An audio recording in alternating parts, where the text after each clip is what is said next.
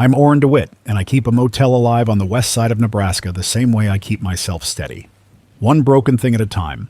Ice machines, toilet fill valves, a light that flickers over the soda machine, a leak in the laundry room that always comes back because the pipe is old and the wall is full of cheap repairs from other men who got paid to make it look fine.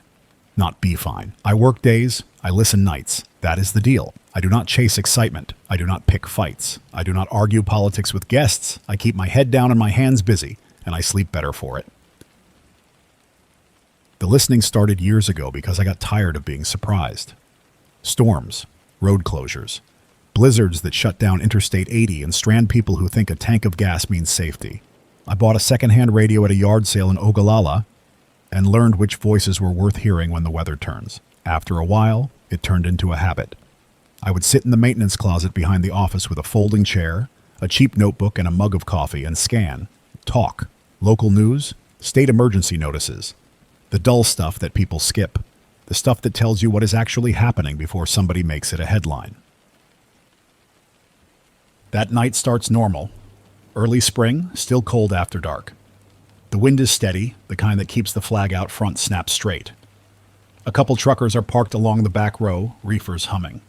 A family in a minivan from Iowa checks in late, tired, kid half asleep on a pillow.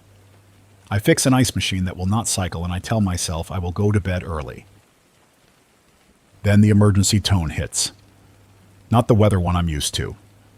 This one is sharper, longer, and it sits in my bones for a second because it shows up on the first station I land on.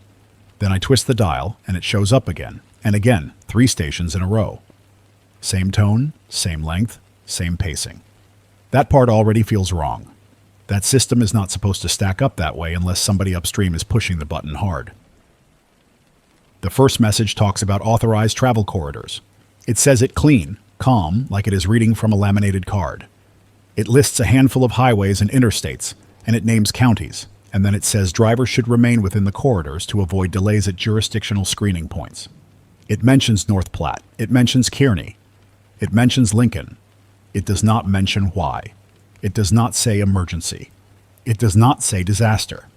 It says temporary protocols and public cooperation. I flip to the next station. Same tone, different map, same exact phrase. Authorized travel corridors.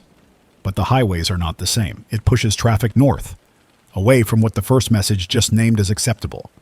It says a corridor runs west toward Cheyenne, then it warns that non-registered travelers may be detained. Detained. That word does not belong in a normal public safety message unless somebody is trying to train people to accept it. I flip again. Same tone. Third map. It pushes south and east, calls out Grand Island, Hastings, and then says the corridor is under compact administration. I sit there and stare at the radio like it is the one lying to me, but I know what I heard. 3 different versions of the same instruction, same tone, same structure, all pretending to be official. I get up and walk to the office safe. I open it, pull out the old road atlas I keep for lost guests and for when cell service goes weird. It is beat up, coffee-stained, corners soft. I spread it on the desk in the back office and I grab a pen. I start making notes right on the plastic cover with a marker I use for labeling parts bins. My first assumption is glitch. Some routing error. Somebody patched a system wrong. That is the comforting story because it keeps the world familiar. A mistake you can fix.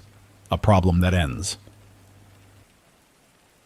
Then I catch the governor's voice, Nebraska's governor, the voice I have heard at press conferences and after tornadoes.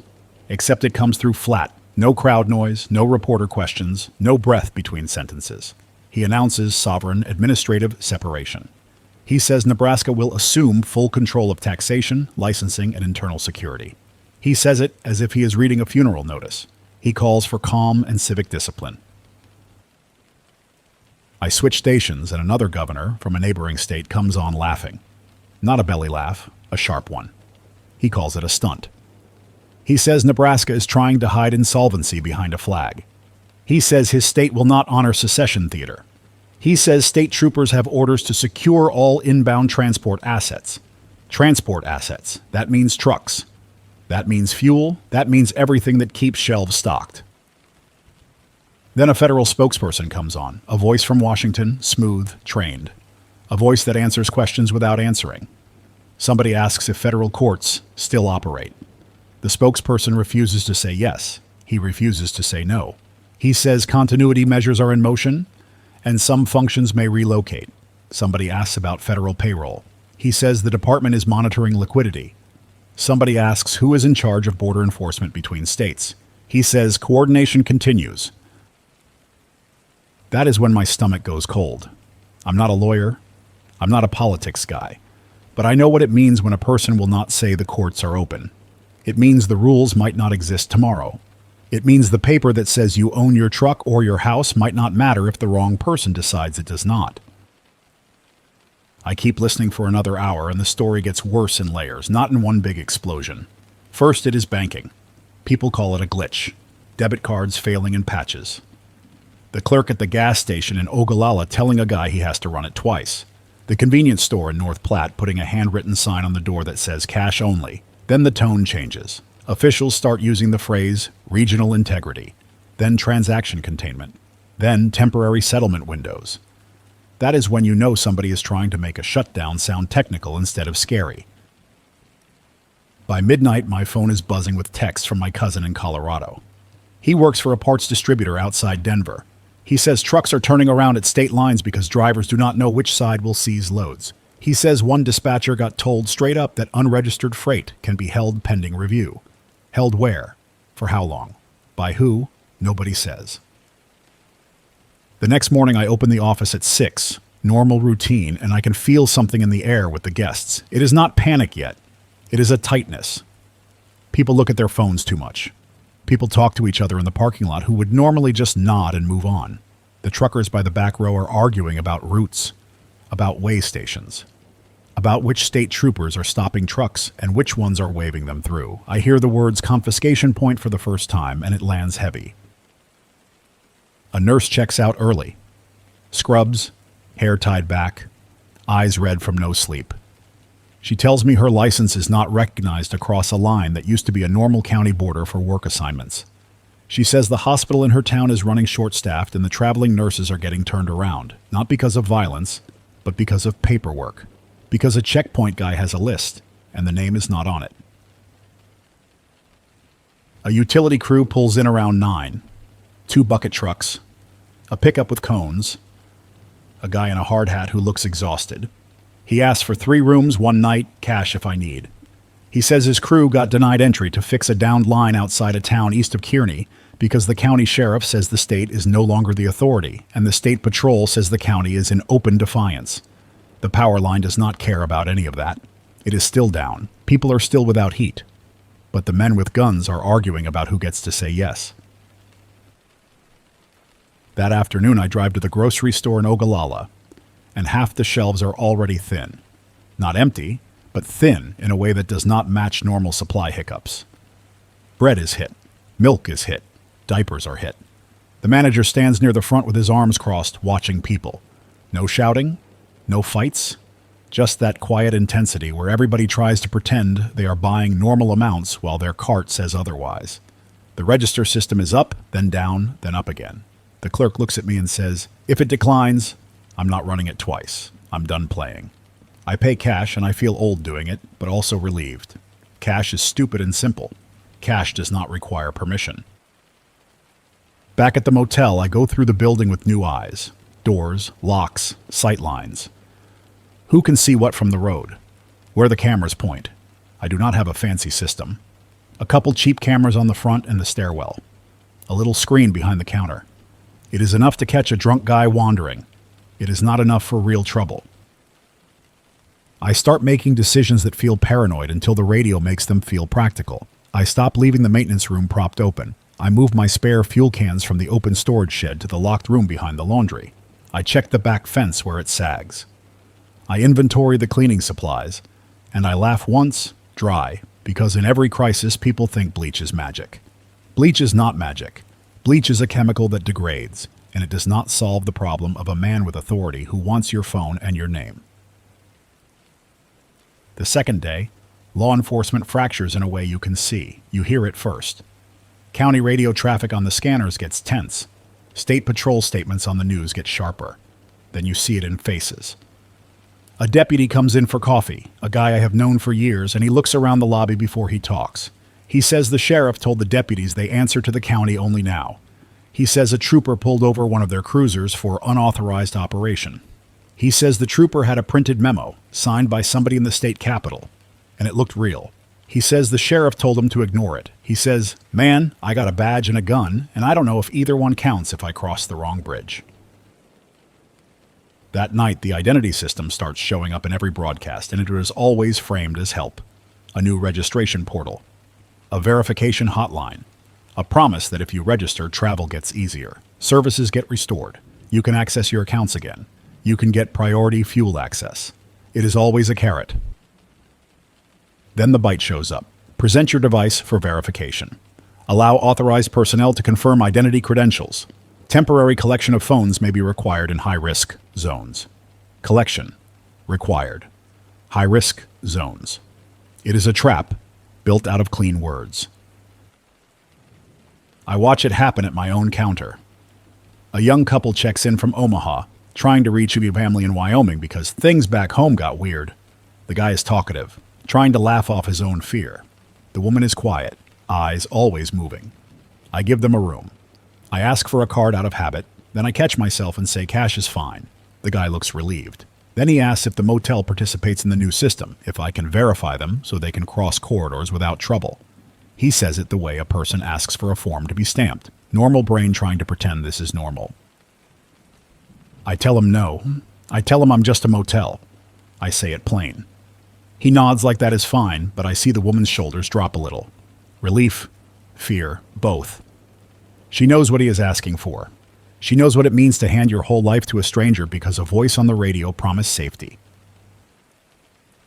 That is when I start a quiet practice that becomes my rule.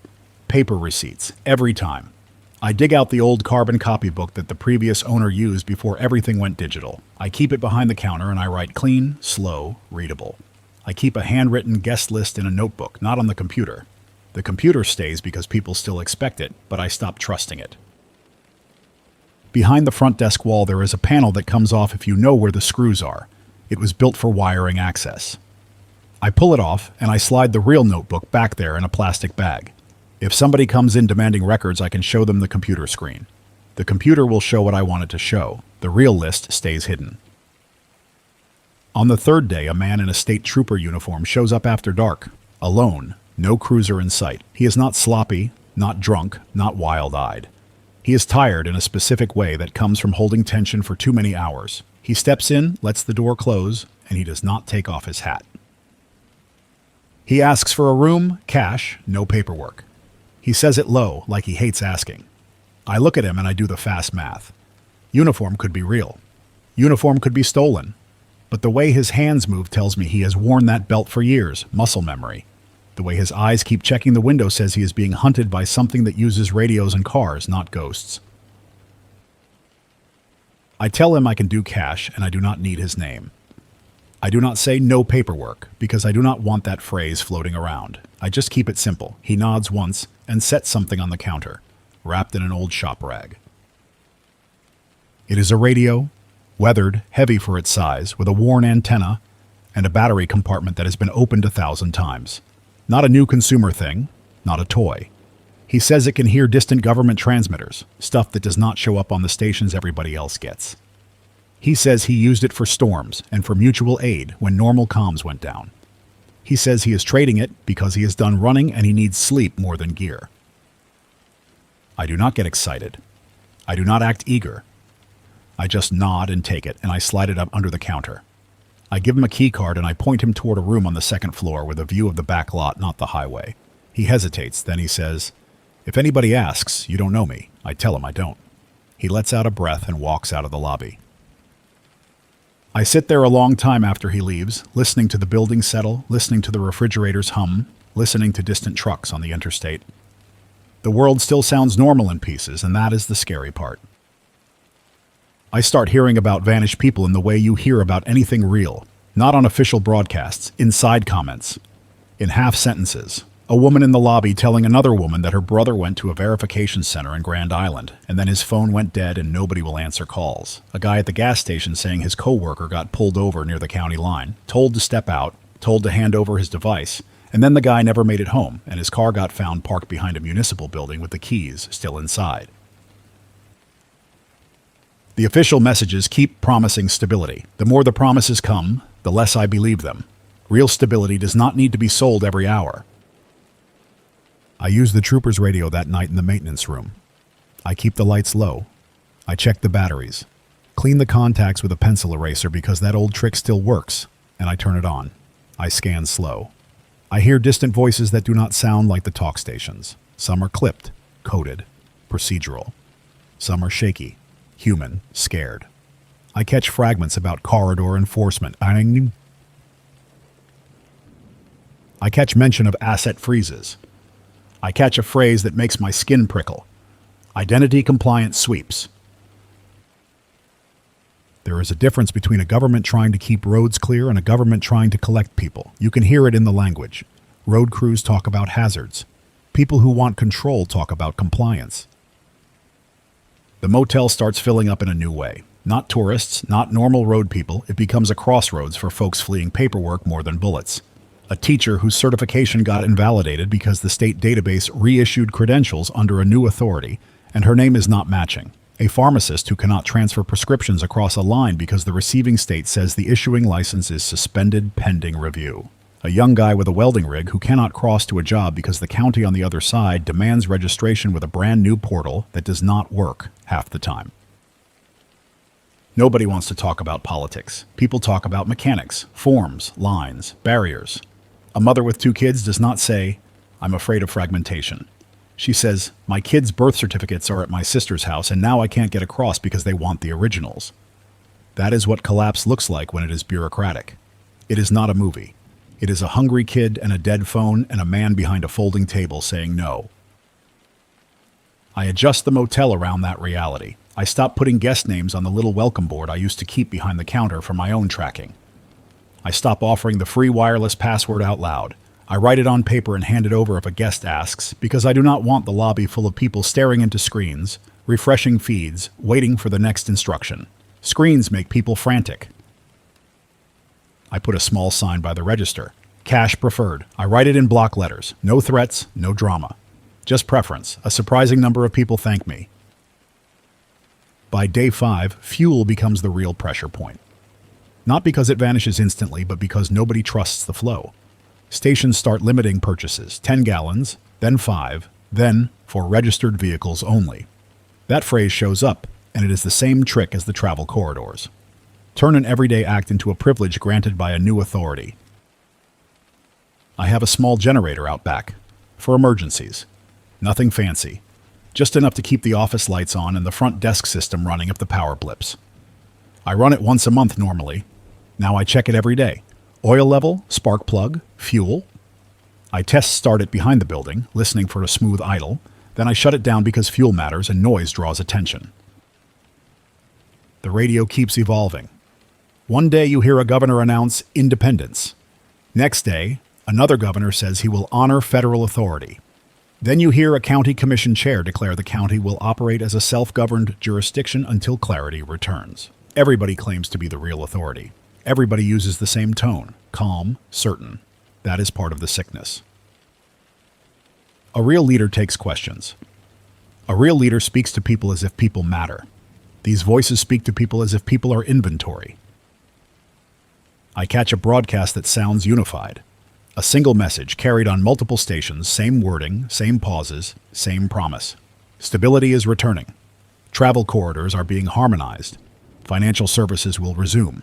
Registration will protect citizens from misinformation. I sit back in the folding chair and I feel a hard anger I do not usually let myself have. It is not even fear in that moment. It is insult. The message assumes I am dumb. It assumes I will hand over my identity because a calm voice told me it is for my own good. I stand up and walk the building again. I check deadbolts. I check the side doors. I go to the storage room and I move my most valuable supplies into places that are not obvious. Not gold, not guns, just the stuff that keeps life moving. Toilet paper, water jugs, canned food, batteries. A box of fittings and tape and sealant. The motel is a machine, and if it breaks, it becomes a shelter with no shelter function. Near dusk, the parking lot starts filling in a way that makes my neck tighten. Not guests, vehicles that do not pull up to park near rooms, they pull up with purpose. One pickup with a light bar that looks like county sheriff equipment. A dark SUV with government plates that I cannot place. A state patrol cruiser marked clean. They do not arrive together on accident. They arrive spaced out, as if each group wants to be first to plant a flag. I step behind the counter and I keep my face neutral. I watch through the glass. 3 separate checkpoint crews, 3 separate uniforms, 3 separate sets of body language. Each group has at least 2 armed men, rifles slung, pistols on hips, not pointed, not raised, but present. The kind of presence meant to end arguments before they start. The first group comes in wearing county gear. A deputy I do not recognize, young, jaw tight, with a printed badge patch that looks freshly sewn. He says the county is establishing a local verification point and the motel is inside county jurisdiction. He says he needs the guest list. He says he needs to confirm identities for public safety. Before I can answer, the second group comes in wearing state patrol uniforms. The lead trooper is older, controlled, polite in a sharp way. He says the county is in violation of state authority. He says the motel is now considered part of a state corridor enforcement zone. He says he needs the guest list to prevent unauthorized movement. He says it while looking straight at me, not at the deputy. Then the third group comes in. The SUV guys. No clear badges I can see from across the lobby, but they move with confidence.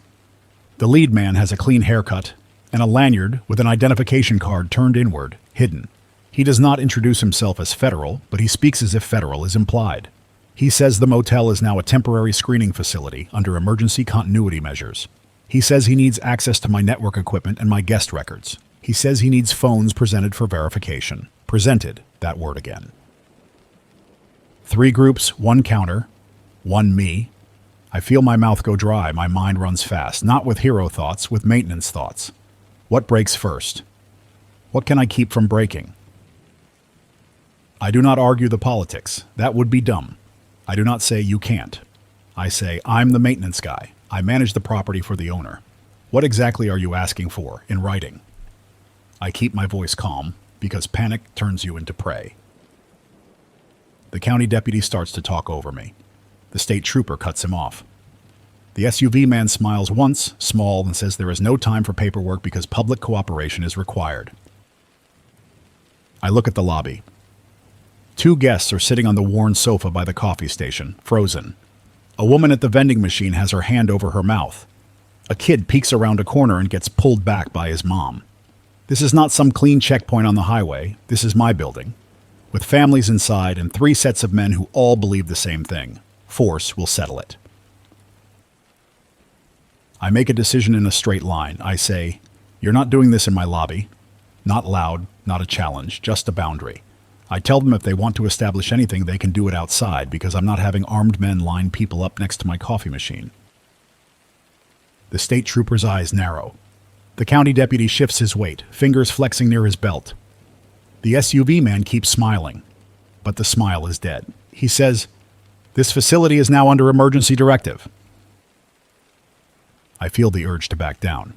That is the natural urge. Survival. Keep your head down. Then I think about the vanished phone stories, the quiet gaps, the way people stop being reachable after verification. I say, show me the directive, show me a signature, show me a court order. Show me something that says you can take people's phones and put my business on the hook for it.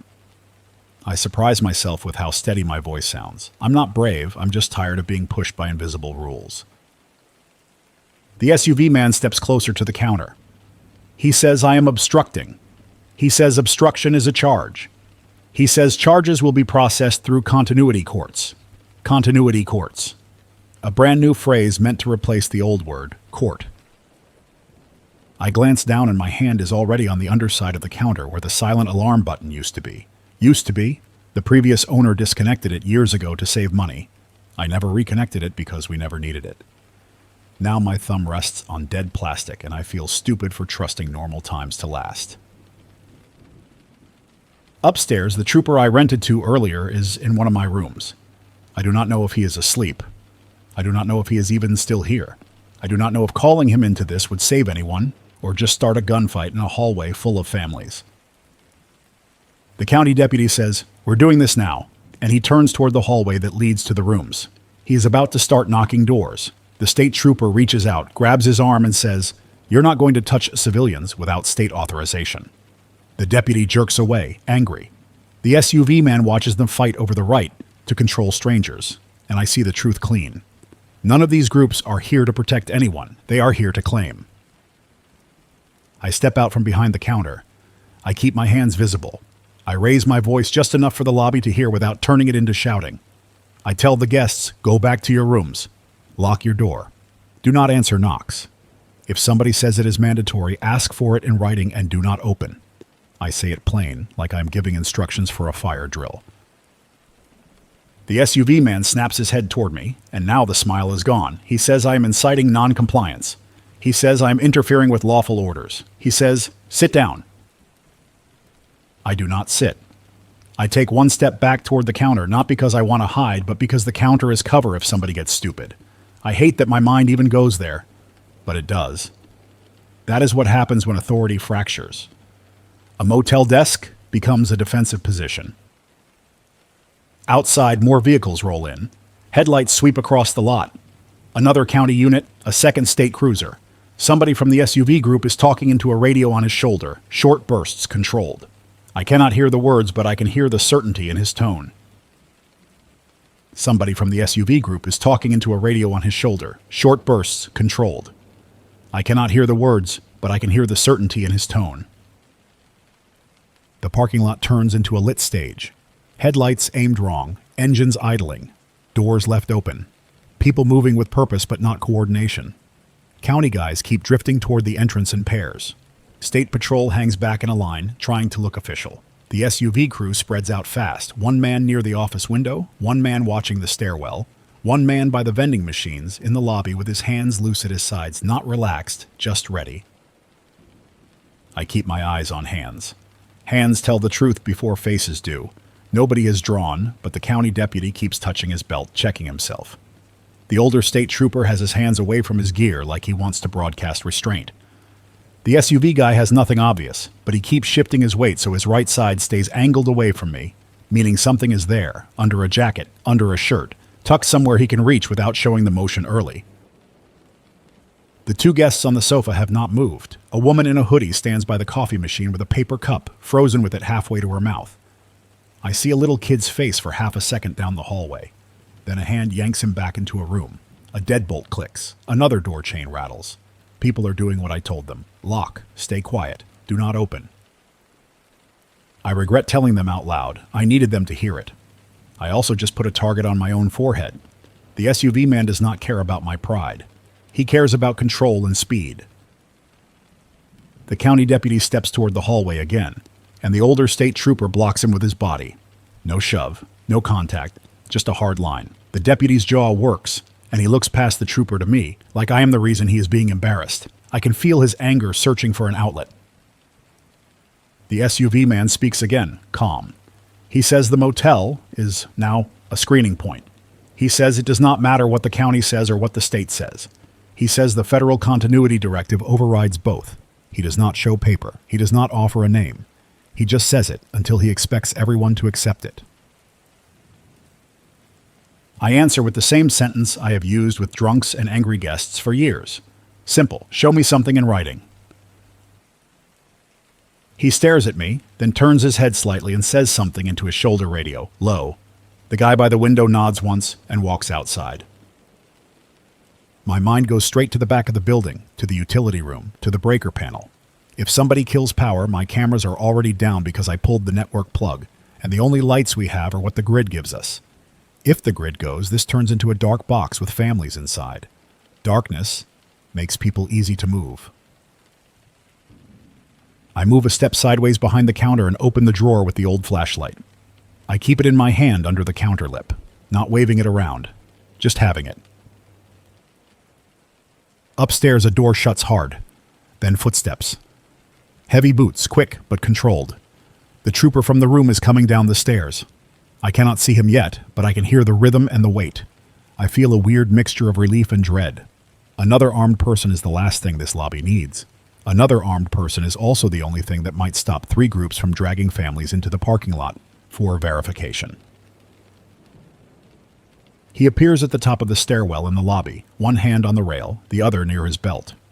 He looks down into the room, and his face tightens when he sees the uniforms.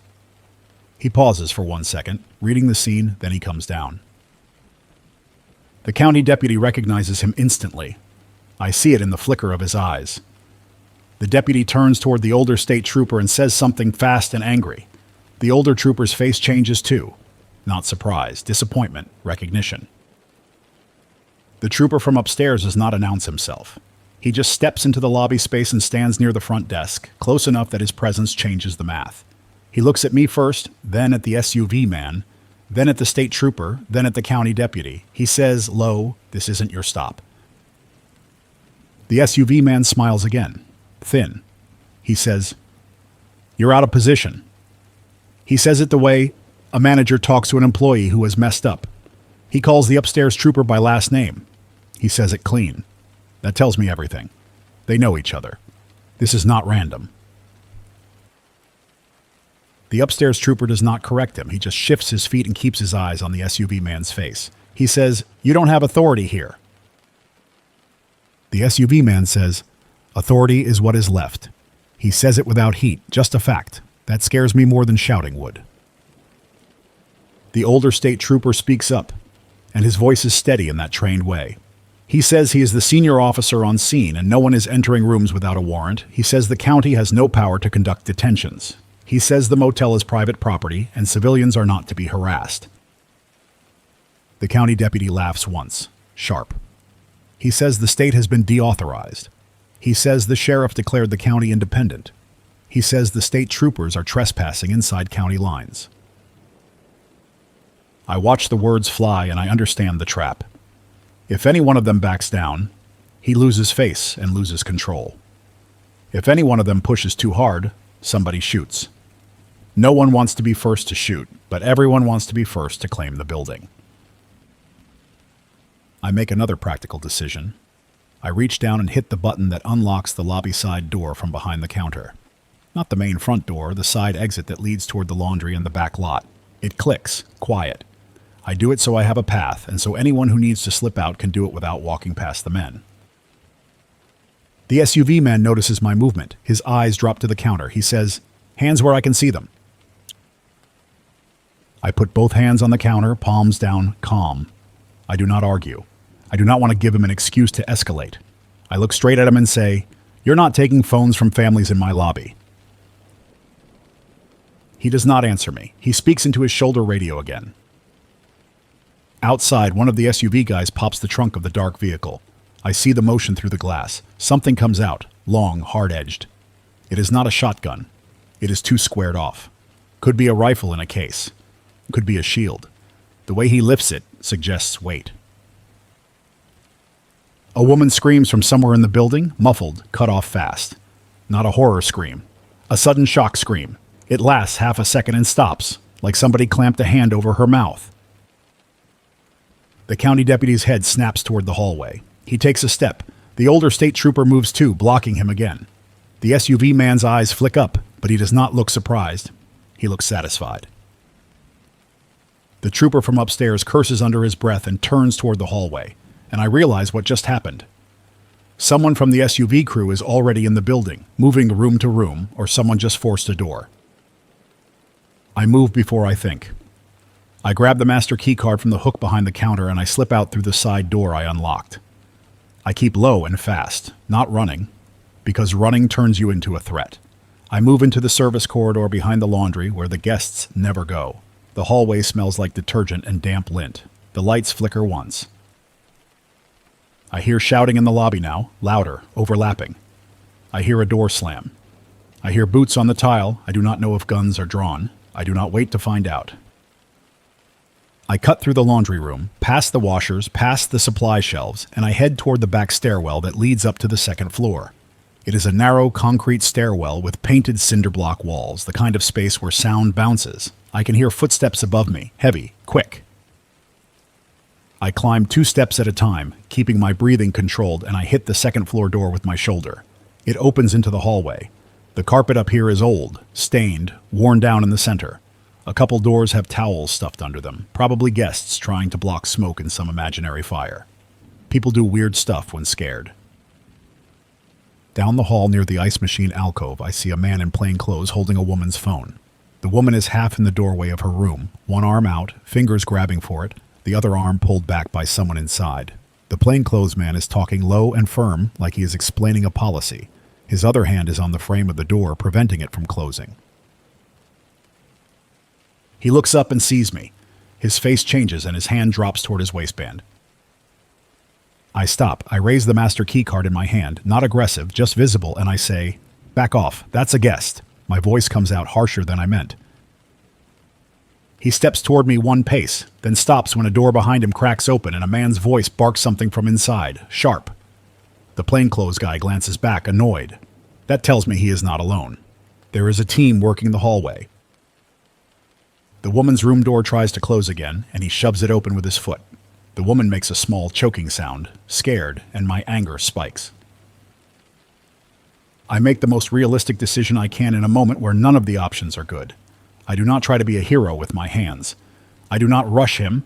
I slap the master keycard against the nearest emergency pull station panel in the hall, the fire alarm. It is an old system, but it works. The alarm shrieks instantly, high and brutal, filling the whole building. The strobe flashes. The sound is so loud it forces movement. It forces attention. It also forces every group downstairs to react because now this is no longer a quiet extraction. Now it is a building-wide event. The plainclothes man flinches, then swears. He steps back from the woman's door because the alarm changes the script. He does not want witnesses pouring into the hall. He does not want people filming. He does not want state and county forces charging upstairs with excuses to push him around. Doors crack open up and down the hall, chains rattling, voices calling out. People step into the hallway confused, angry, scared, half-dressed. Somebody yells, "Fire!" Somebody else yells, "Get out!" I wave my arm and shout, "Stay in your rooms. Lock your doors. There's no fire. Stay put." I know it sounds insane to tell people to stay when an alarm screams. I also know if they flood the stairwell, they become a herd that can be controlled. The plainclothes man backs away fast, moving toward the stairwell. He keeps his hands low, hidden, and he vanishes down the stairs. The woman's door slams shut and locks. I hear a deadbolt slide. A man inside her room says something low to her, calming. Now the whole building is awake. The alarm keeps screaming. I run to the maintenance closet on the 2nd floor and I open it, pull the panel, and kill the alarm at the box the previous owner showed me once, years ago, when he bragged about how to silence the thing without paying a service call. The screaming cuts off. The strobe stops. The sudden quiet feels heavy. I stand there breathing hard, listening. The hallway is full of murmurs now, scared talk, questions. People do not know what is happening. They just know men with guns showed up and an alarm went off and the world is wrong. I move door to door fast, not knocking hard, just a tap. And I say through the wood, "Lock up. Do not open. If anyone says it's mandatory, ask for paper. Do not hand over phones." I keep it short. I keep it practical. Downstairs I hear a shout, a single loud command voice, then another. Then the sound of a scuffle, bodies bumping furniture. No gunshots, yet. I hurry back down the back stairwell to the service corridor.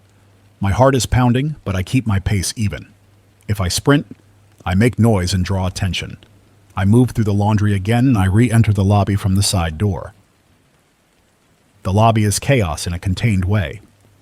The county deputy is pressed against the wall near the soda machine, held there by the older state trooper's forearm across his chest, not choking him, just pinning him. The SUV man is standing near the front desk with one of his guys behind him, and both have their hands close to concealed weapons. The trooper from upstairs is between them, shoulders squared. The SUV man's eyes flick to me. He sees me come in from the side corridor, and that tells him something he does not like. It tells him I have access routes. It tells him this place is not just a box with one door. He points at me and says, "You pulled the alarm." I say, "Somebody was forcing a door upstairs." The older state trooper turns his head toward the SUV man, and the look on his face is pure cold anger now. He says, "You sent people into rooms. It is not a question." The SUV man spreads his hands slightly, calm, as if this is all unfortunate. He says, "We are securing devices for verification. This is for public stability." The trooper from upstairs steps closer and says, "You're kidnapping people." That word lands hard. Kidnapping. The county deputy stops struggling for a second, listening, recalculating. The guests in the lobby look from face to face, trying to understand what side is safe, if any side is safe. Outside, more headlights sweep across the glass. Someone else arrived.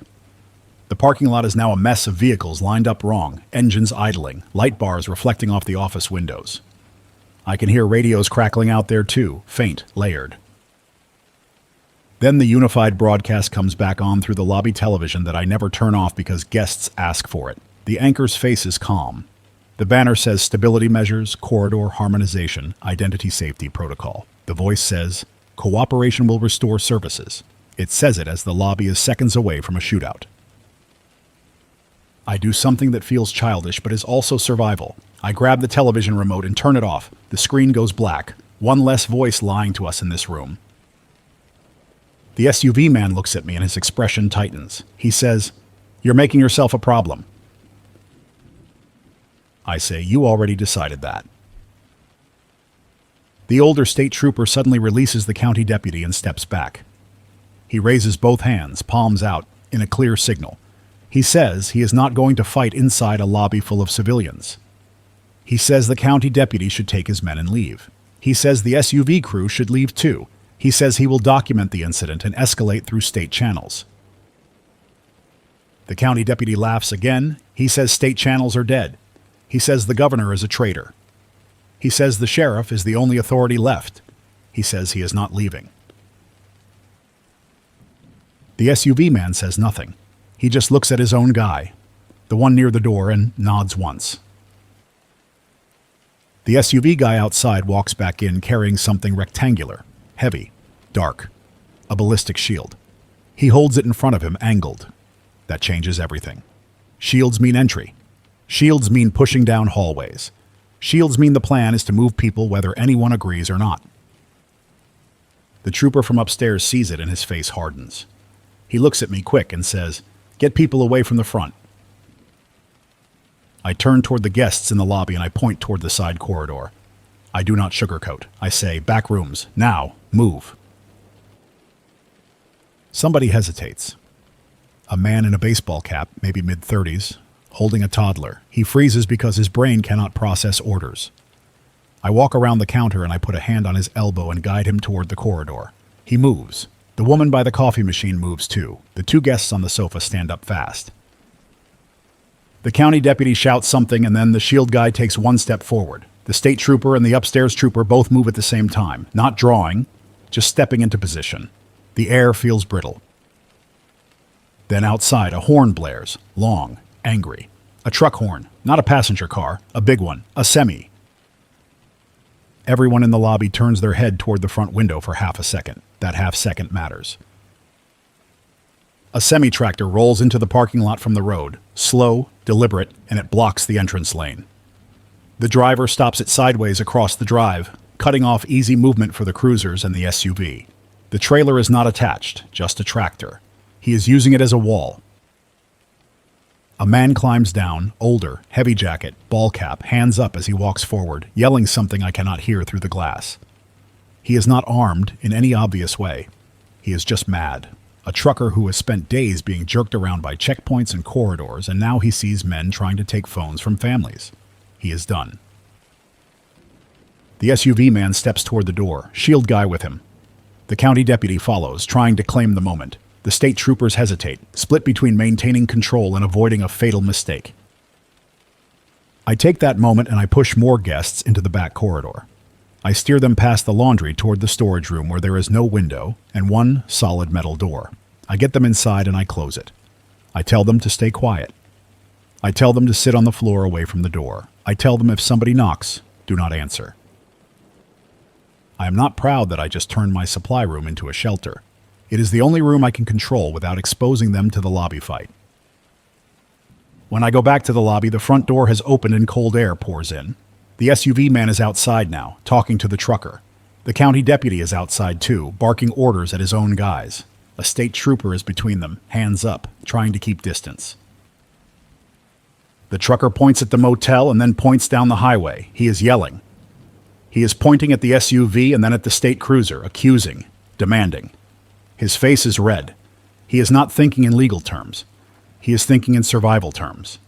He is thinking, you do not get to take people. The SUV man makes a small gesture with his hand and one of his guys moves around behind the trucker. The move is subtle but wrong. It is a flanking move. It is a grab move. The trooper from upstairs steps out beside the older state trooper and says something loud. I cannot hear the words, but I hear the command tone. The SUV man snaps his eyes toward him, irritated. The flanking SUV guy stops for half a second. That half second saves the trucker from being grabbed right then. I stay just inside the doorway, watching, making myself small. I am not a cop. I am not a soldier. I am a motel maintenance guy who can read a room. The room is now outside. Then the older state trooper makes the first smart move of the night. He says, loud enough for everyone to hear, that if any agency forces entry into occupied rooms without a warrant, he will treat it as unlawful detention and he will arrest whoever he can. He says it plainly, not as a threat, as a policy statement. He is planting a line in the dirt. The county deputy starts to laugh again, but it comes out shaky now. He is realizing something too. If the state trooper arrests an SUV guy, county guys might have to choose a side.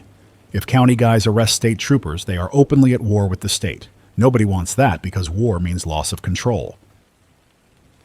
The SUV man's face goes flat. He is calculating, and I see he does not want a gunfight here. He wants compliance, not chaos. He wants people to line up and hand over devices. A gunfight ruins the story he is selling on the radio. So he changes tactics. He says, loud and calm, that the motel is now under temporary restriction and no one is allowed to leave until verification is complete. He says anyone attempting to leave will be detained as a threat to public safety.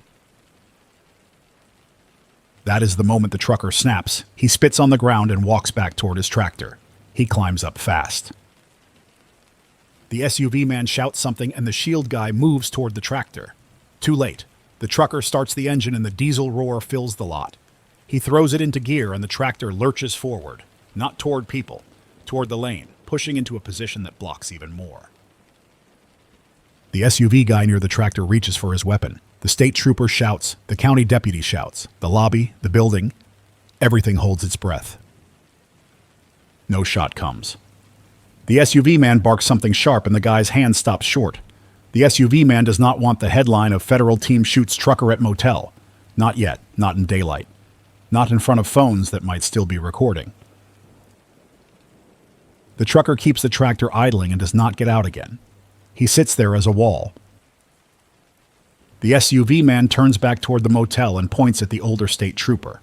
He says, "This is non-compliance. You're going to be relieved." He says it as if he can fire a state trooper.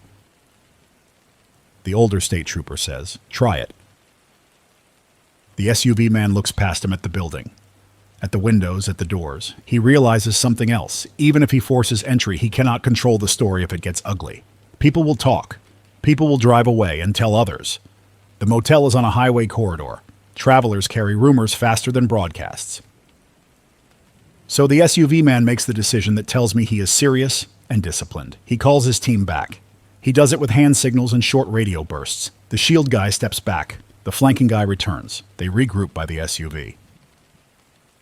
The county deputy looks confused and angry. He wants to push. He wants to prove he can. He starts to follow them, and the SUV man turns and says something to him that makes the deputy stop. I cannot hear it, but I can see the effect. It is a reminder of consequences. The SUV crew backs away and climbs into vehicles. The engines start. The SUV pulls out first, lights off, moving steady, not fleeing, relocating. The county unit hesitates, then pulls out too. The state cruiser stays. The older state trooper does not leave. He stands in the lot with the upstairs trooper watching the SUV go. The trucker keeps the tractor across the lane for another minute, then slowly moves it, clearing the entrance. He does not wave. He does not smile. He just drives off toward the interstate, probably knowing he just made himself a problem for somebody with a list. I go back inside and lock the front door. I flip the sign to closed. I do not care what time it is. I am done being open to the public. The world just changed. The older state trooper comes in and tells me, low, that I should expect retaliation. He says the SUV crew will not forget this. He says the county will not forget either. He tells me to keep the doors locked and keep people inside. He tells me if anyone knocks and claims authority, demand paper and call the state dispatch. He says dispatch is shaky, but still alive in pockets.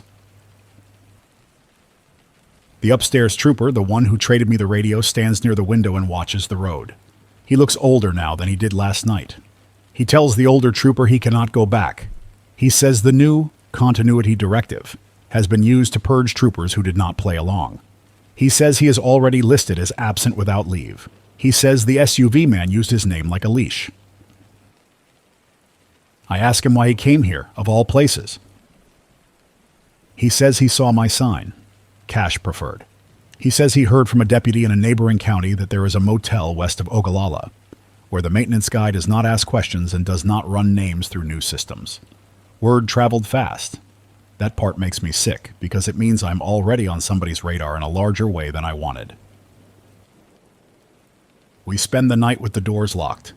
People in rooms whisper through walls. Some cry quietly. A couple argue.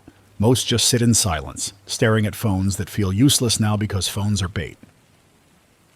I go room to room with a notepad and I offer blankets, extra towels, water from the supply. I keep it simple. I do not ask for names.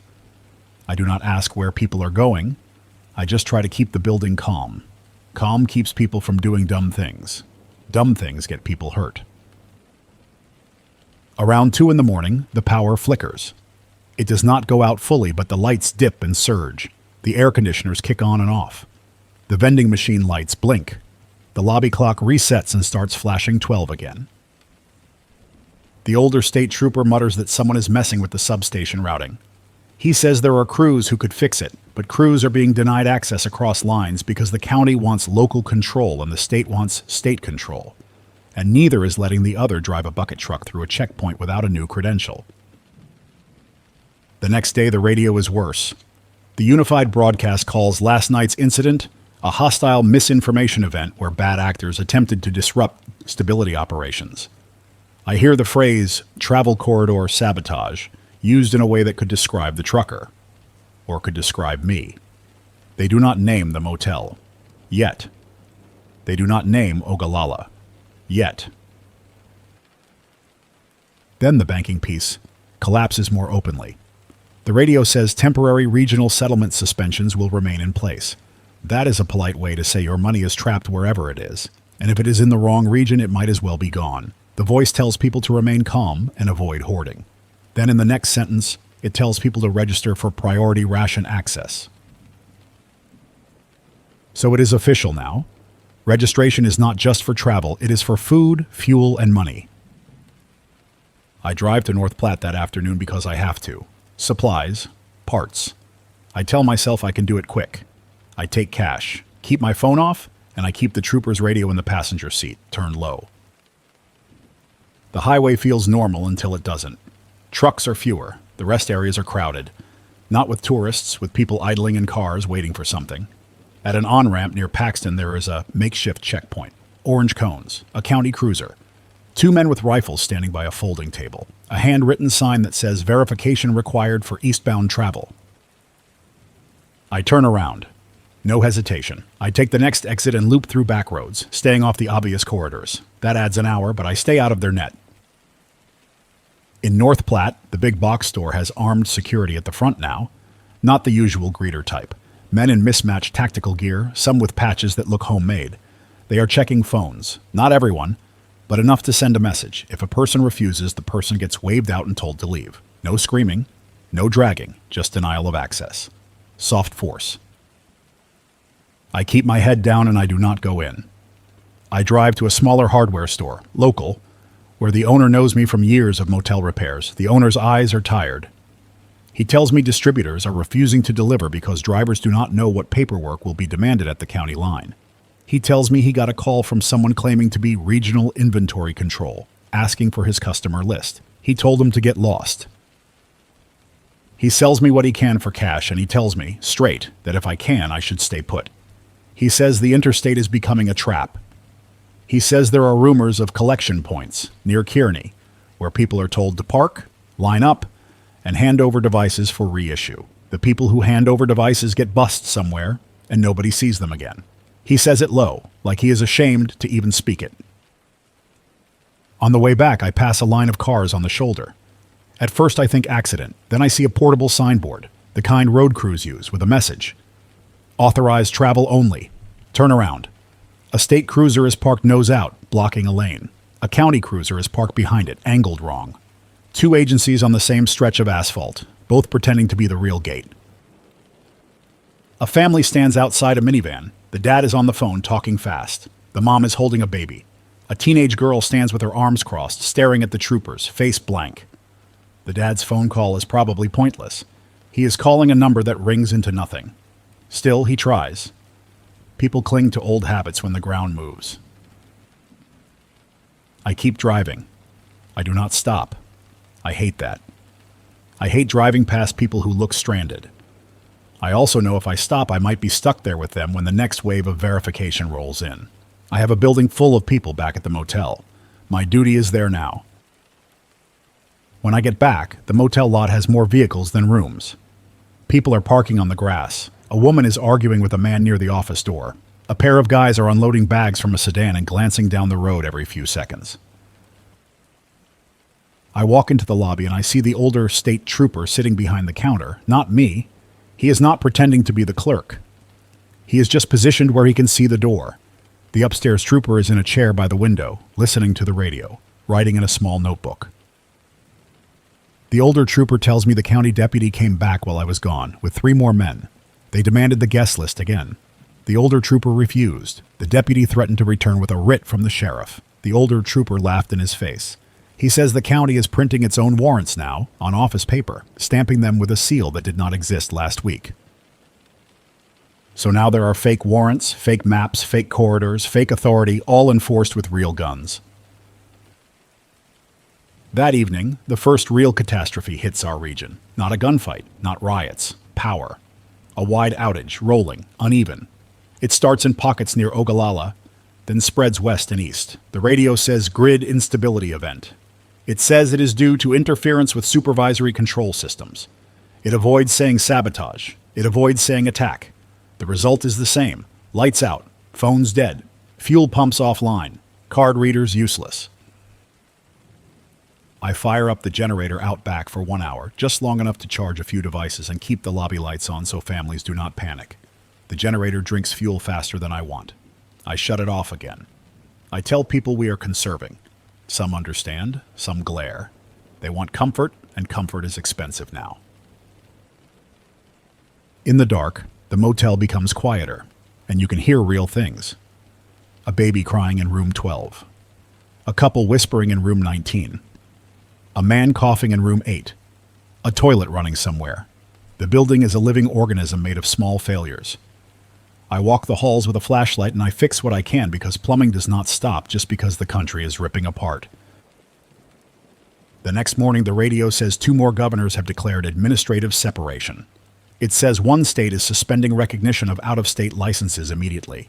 It says another state is authorizing its guard units to secure border crossings against unauthorized movement. I think about what that means for my guests, the nurse, the utility crew, the family trying to cross 3 states to reach grandparents. Their plan is now illegal by somebody's definition. They are not criminals. They are just moving through a map that is changing faster than paper can update. People start asking me for advice because I am the one with the radio. I hate that. I am not qualified. I can only tell them what I hear, what I see, what I think the risks are. I tell them to avoid interstates. I tell them to avoid any place that demands phones. I tell them cash matters. Paper copies matter. I tell them to keep kids close. I tell them to leave early morning, not at night. I tell them not to argue at checkpoints. The The utility crew leader asks me if I will let his men sleep in their trucks in the back lot because he does not want them registered anywhere. I tell him yes. He offers me fuel from their cans in exchange. I take it and I feel bad. Then I remember fuel is survival now. I also remember I gave him a safe place. This is barter. It is not pretty. It is still fair. The upstairs trooper spends hours listening to the distant transmissions, writing down call signs and phrases and names of staging areas. He does not share everything with me at first. Then he starts to, because he sees I am not feeding rumors. I am making decisions based on reality. He tells me the SUV crew is part of a new hybrid unit formed under emergency authority, staffed by people pulled from multiple agencies, with no clear oversight now. He says they are tasked with stability operations, which in practice means identity sweeps and control of movement. He says they are building a list of non-compliant nodes. Nodes. That is a word for objects, not people. He says motels, truck stops, churches, and volunteer clinics are being tagged as nodes if they resist. I ask him why. Why phones? Why identity? Why not just keep roads safe? He tells me the answer I already half knew. Phones are not just communication. Phones are location history, contacts, photos, payments, work logins, and a real-time map of who trusts who. If you can collect phones, you can map communities and dismantle them. If you can cut people off from communication and money unless they register, you can force compliance without firing a shot. That is the weapon, not bullets, systems. By the end of the first week, 2 things happen that make the situation feel permanent. First, the Postal Service stops in our area. No trucks, no mail. Second, the interstate gets a formal closure in sections, announced on the radio as temporary corridor restrictions. They say it is for safety. Everyone knows it is for control. People who leave the motel now do it with ritual. They pack at dawn. They check tires. They fill water jugs. They hide phones deep or turn them off entirely. They carry paper. They write important numbers on paper because the phone might become contraband. Some people do not leave. Some people decide the motel is safer than the road. That is a bad long-term plan because motels are visible. Motels are fixed. Motels are easy to surround. But fear makes people settle where they are, even if where they are is temporary by design. I start rationing rooms in my head. Not because I want to control people, but because occupancy changes risk. Too many people and we become a target. Too few and we cannot defend ourselves if someone decides to force entry. The right number is somewhere in the middle and I do not know what it is. On day 9, the SUV crew comes back. Not the same number. More organized, less arguing. 3 vehicles this time, spaced out, arriving slow. No county unit with them. No state cruiser following. That is what scares me. They are no longer competing. They are acting alone, and that means someone higher up decided the other groups are irrelevant or compromised. They park in a line facing the office. One man steps out holding a clipboard, and he walks toward the door like he is here for an inspection. Another man stands by the SUV with a rifle slung. Posture casual, but ready. A third man stays in the vehicle, watching through the windshield. I lock the front door before they reach it. I flip the sign again. Closed. I stand behind the counter with my hands visible. The older state trooper is in the lobby too, standing off to the side. The upstairs trooper is not visible. He is in the service corridor, listening ready. The clipboard man knocks. Polite. Then he knocks again, harder. Then he holds up a piece of paper to the glass. A directive. A seal printed in the corner. A signature block with a name I do not recognize. It could be real. It could be a printer trick. It does not matter because enforcement is real. He mouths words through the glass. Open, mandatory screening. I do not open. I shake my head once. The clipboard man's face hardens. He steps back and gestures. The man with the rifle moves forward with something in his hand. Not a gun. A battering tool, short and heavy. A ram. The older state trooper says low to me, "Get people into the back, now." I move fast through the side corridor, tapping on doors, whispering to families to go to the storage room, telling them to bring water and blankets, telling them no phones out, no lights in windows. I keep it short. People obey because the fear is now familiar. Behind me, the first slam hits the front door. The glass shudders. The frame creaks. The motel door is not built for this. It is built for weather and drunks, not a trained team with a ram. The second slam hits. The lock holds, but the frame flexes. I hear a crack of wood. I shove the last family into the storage room, close the metal door, and I wedge it with a shelving unit. It will not stop a determined team, but it buys seconds. Seconds matter. I run back toward the lobby through the service corridor. The older state trooper is already moving, positioning himself where he can see the door, but also where he is not silhouetted. The upstairs trooper appears from the corridor too, now armed, weapon low, not pointed. He looks at me and says, "Stay back." The front door gives way on the third hit. The lock plate rips out of the frame. The door swings inward. Cold air rushes in. The SUV crew flows inside fast, shield first, ram second, rifle third, clipboard man now behind them, shouting commands. The older state trooper raises his voice and says, "Stop, state officer. You are entering private property without lawful warrant." The SUV man, not the clipboard, steps forward now. Same man as before. Same dead smile. He says, "State authority has been suspended under continuity directive. Stand down." The older state trooper says, "No." For one stretched second, nobody moves. A standoff in a cheap motel lobby in western Nebraska, while radios promise stability to people who cannot see what stability actually looks like. Then the SUV man does something cold and efficient. He points at the older trooper and says, "Detain." Two of his men move at once, fast, practiced, grabbing the older trooper's arms. The older trooper resists, not punching but twisting, trying to break grips. The shield shifts to block sight lines. The upstairs trooper makes a sound in his throat, angry, and he takes one step forward, weapon still low, and says loud, "Let him go." The SUV man snaps his eyes to him. He says the upstairs trooper's name again. He says, "You want to add more charges?" The upstairs trooper says, "You don't get to do this." The SUV man says, "Watch us." I am behind the counter again, hands flat, trying not to shake. My brain is screaming to run, to hide, to not be seen. Another part of my brain is counting exits and angles. Maintenance brain, problem-solving brain. The SUV team starts shouting for guests to come out with phones and identification. No one answers. No one comes out. The building is silent because everyone is hiding. The SUV man looks around and realizes the rooms are not surrendering. He says, "Clear rooms." That is when the upstairs trooper acts, not with a gunshot. He holsters his weapon and steps in close, hands on the SUV man's arm, twisting in a control hold. It is fast and ugly.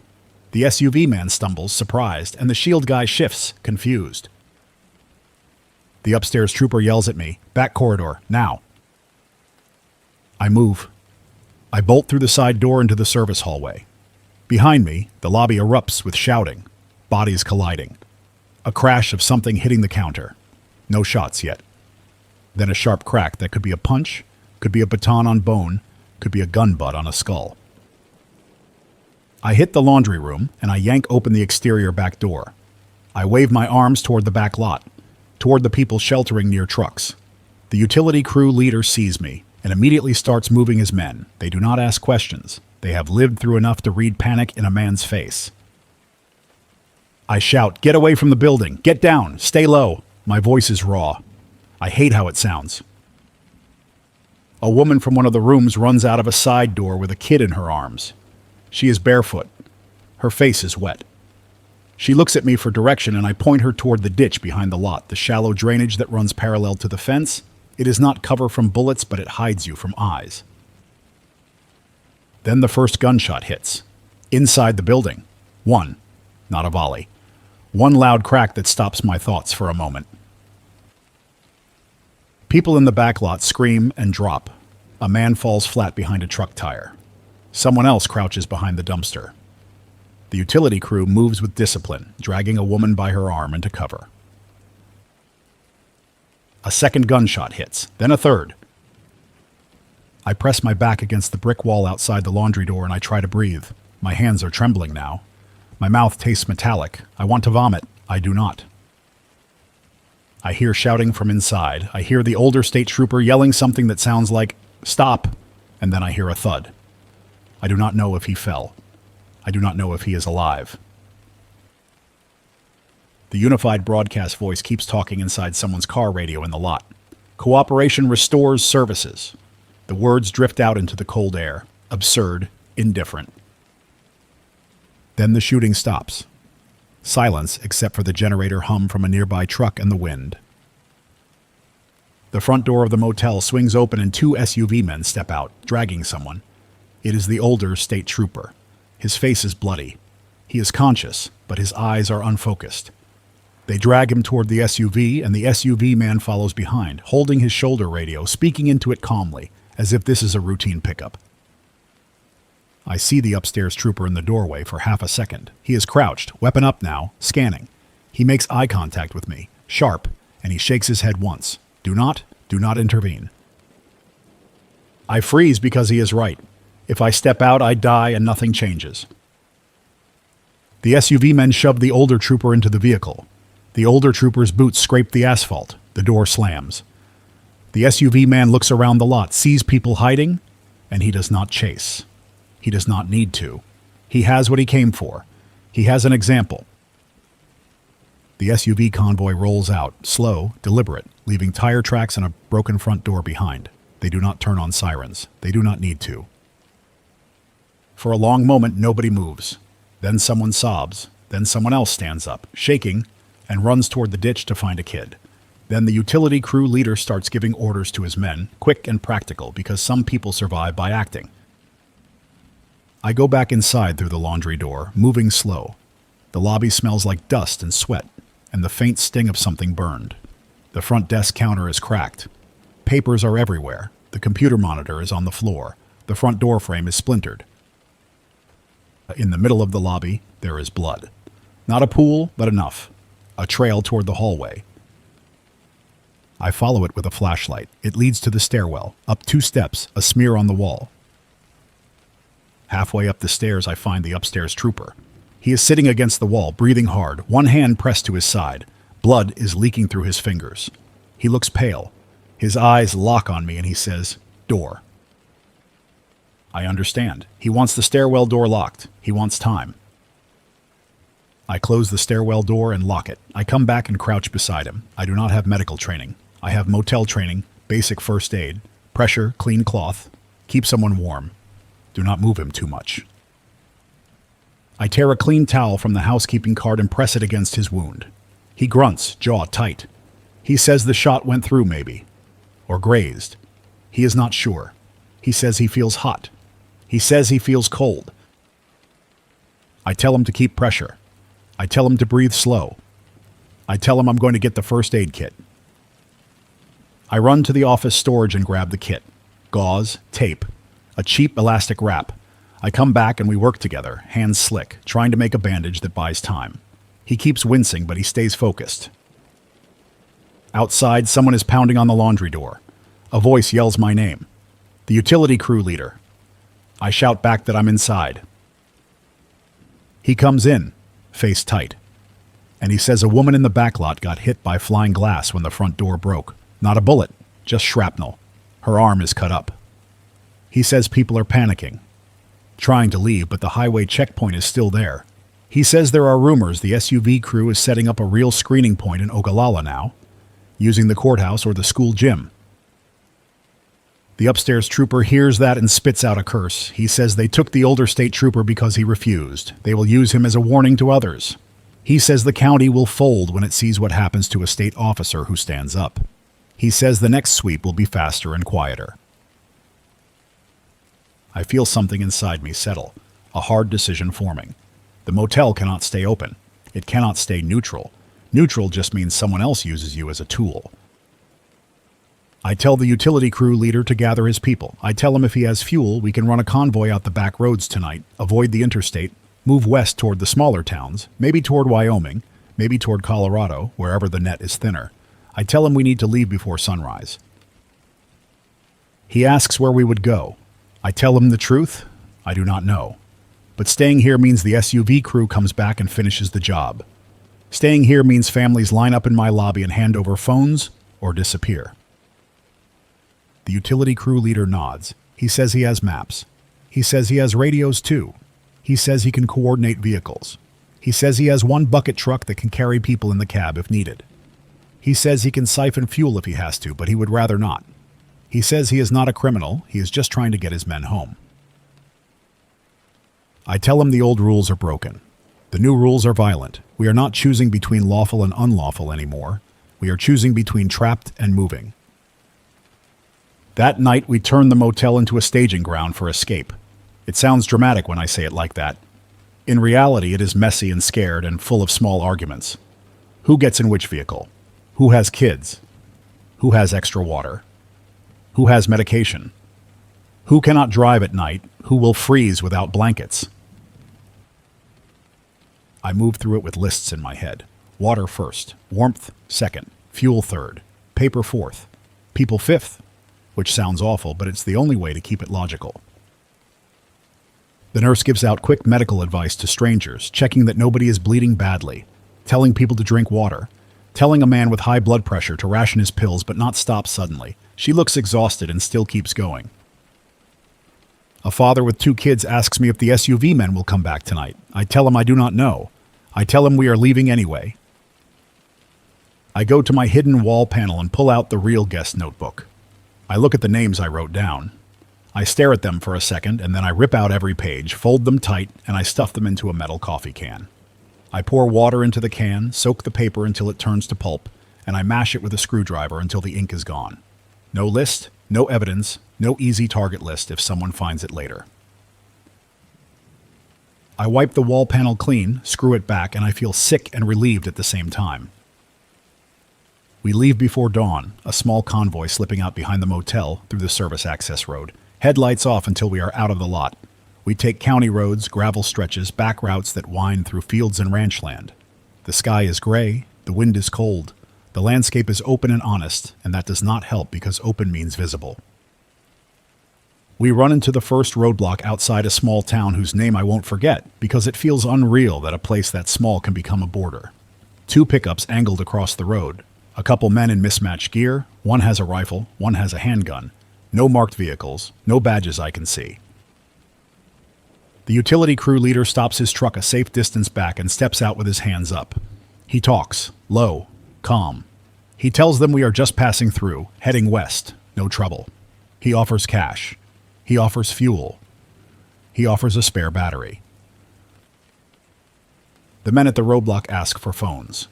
Same script, same demand. That is when I know the identity system has spread beyond official crews. Everyone is doing it. Everyone has learned that the phone is the lever.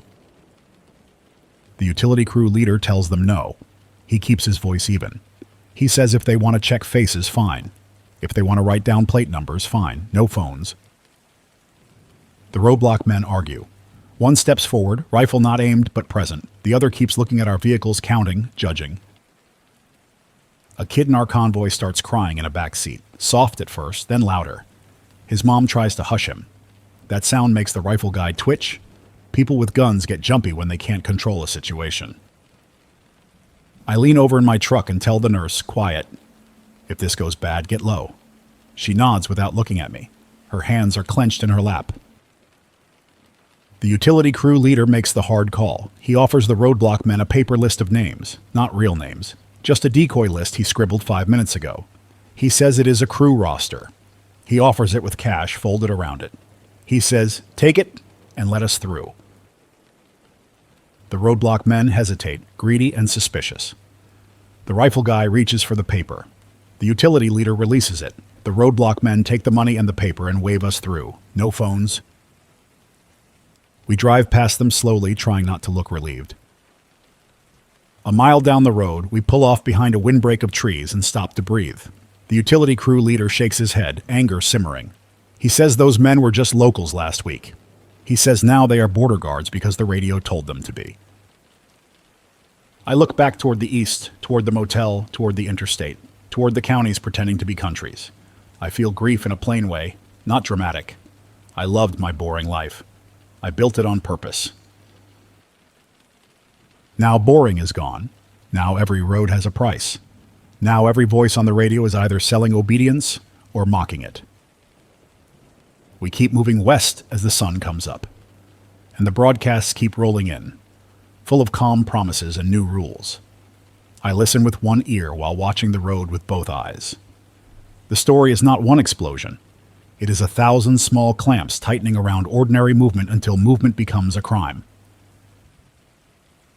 And somewhere behind us, in a vehicle I cannot see anymore, the older state trooper is being taken to whatever continuity court means now. If he survives, he will be used to scare others. If he doesn't, the radio will say he was a bad actor who resisted stabilization. I do not know what the country is called anymore. I just know I am driving through Nebraska, past fields and fences and water towers, trying to keep a handful of strangers alive by avoiding the clean voices that want us registered, tracked, and quiet.